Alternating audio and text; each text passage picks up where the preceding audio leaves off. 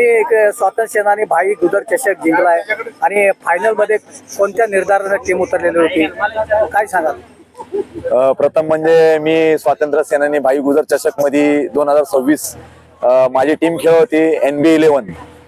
तर मी पहिले म्हणजे धन्यवाद मानतो इंद्रजित गुजर कॅप्टन, त्यांनी आम्हाला इथं येण्याची संधी दिली. त्यांनी फोन केला की तुमची टीम आम्हाला इथे पार्टिसिपेट झालीच पाहिजे.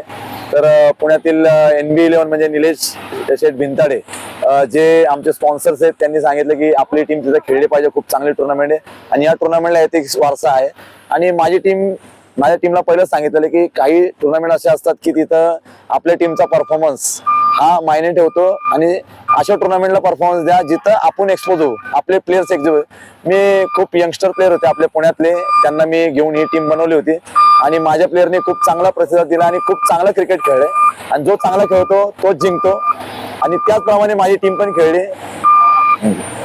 एक वेळ अशी होती की तो लेफ्टी बॅट्समन होता, तसा प्रतिस्पर्धी, तो जर ग्राउंडर असता तर चित्र बदललं असतं असं आपल्याला वाटतं का? नाही, ठीक आहे, क्रिकेटमध्ये जर तर चालत नाही, पण क्रिकेट शेवटच्या बॉल पर्यंत काही सांगत नाही काय होणार आहे.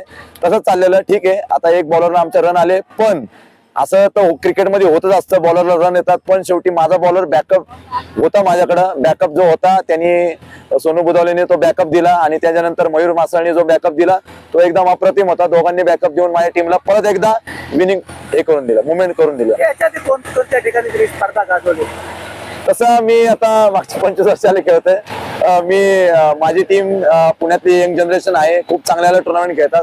जेवढ्या इंडियातल्या सगळ्या मोठ्या टुर्नामेंट्स ती माझी टीम खेळत असते आणि सगळ्यात मेन म्हणजे माझ्या टीमला भरपूर प्लेयर्सला चांगले अनुभवी क्रिकेटर आहेत आणि मुंबई